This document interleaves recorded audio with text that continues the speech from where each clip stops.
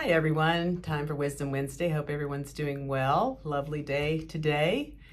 I thought that I would share some information that I have recently learned about hydration and why that can have really major impact on aging and longevity, and very affordable.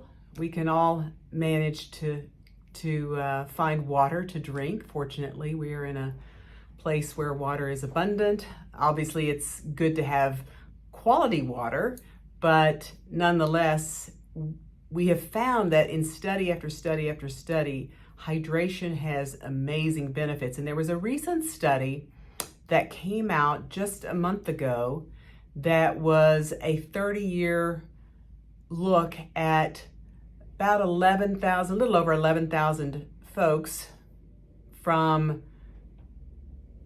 over this time period that looked at hydration in terms of longevity, chronic illness, etc., and using the parameter really just of a sodium level, which is an indirect evaluation of hydration.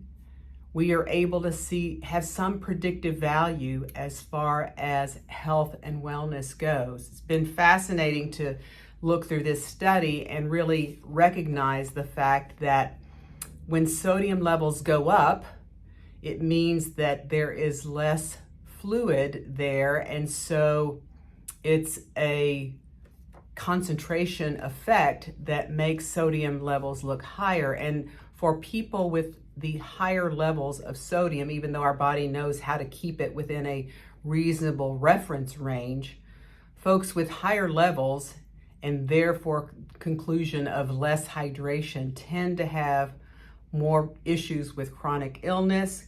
They tend to be higher biologic age as opposed to chronologic age.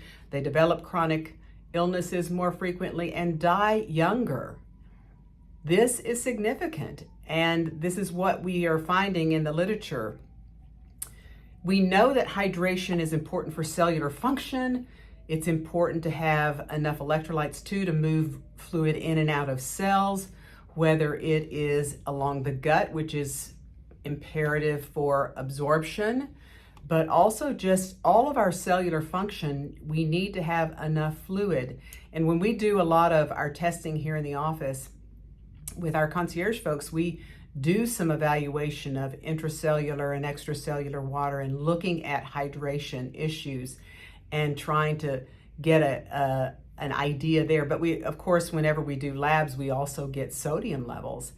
And even though the range of sodium is, say, from 135 to 145, a fairly narrow range, the folks that are above 142, there is perhaps, if it stays in that direction for a long period of time, there is evidence that there is more risk as far as morbidity and mortality is concerned.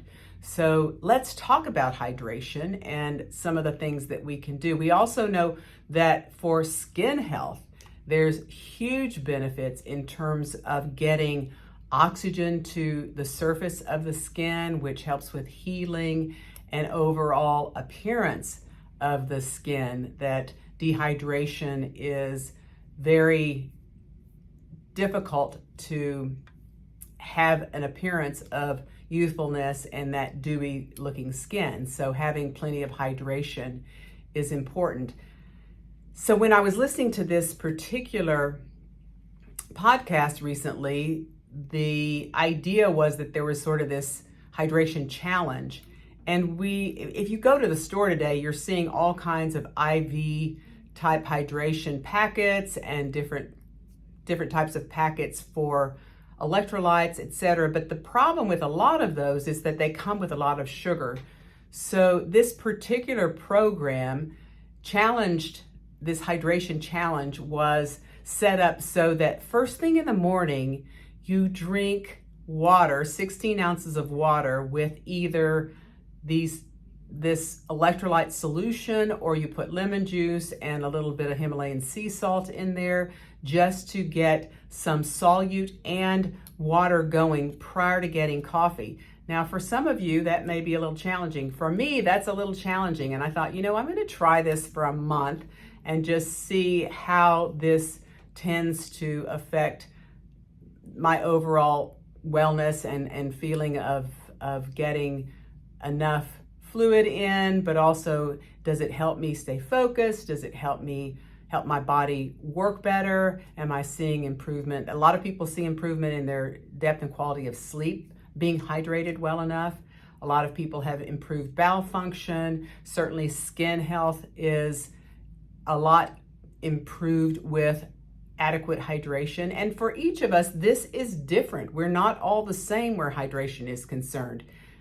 If you are 5 foot and 100 pounds, your amount of water that you need daily is going to be different than a man who's 6'4" and 250 pounds. And it's also based on activity. Are you exercising a lot? The days that you exercise a lot, you may need more.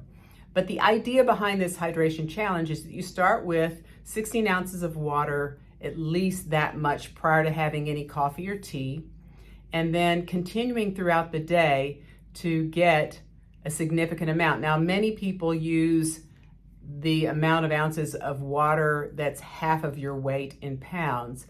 And that's something to maybe look at and a way to start gauging your amount of fluid. But it seems that if you just get a bottled water and drink a bottled water, these are 16.9 ounces for the most part, and getting good quality water is important. Certainly this is considered to be spring water. I've seen mixed feelings about alkaline water. Some people think it's beneficial.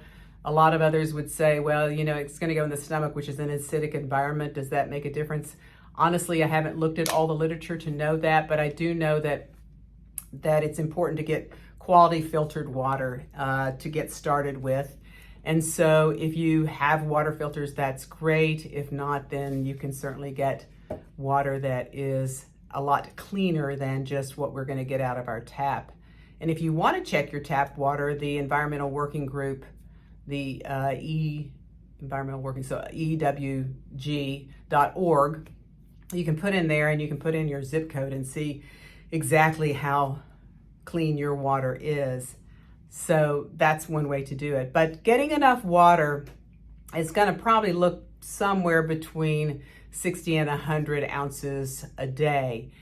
Most questions come around, well, is my coffee going to be part of that? Is my tea going to be part of that? I think it's still important to get good quality water and utilize a lot of these electrolyte type products that don't have sugar in them. But you certainly can use tea and coffee. There's a concern about whether or not these really cause significant dehydration. And I think that myth has been fairly well busted. Not a ton of that. Alcohol, however, does definitely cause some issues with dehydration. And if you continue to really focus in on this, we see that there can be significant improvement in biologic age, not just chronologic age, which is based on what they found in this study, is that people who had higher sodium levels and less hydration had a significantly higher biologic age, therefore increased risk for morbidity and mortality. So hydration is quite important. Making it a priority as far as your day goes can be significant in your overall health and wellness.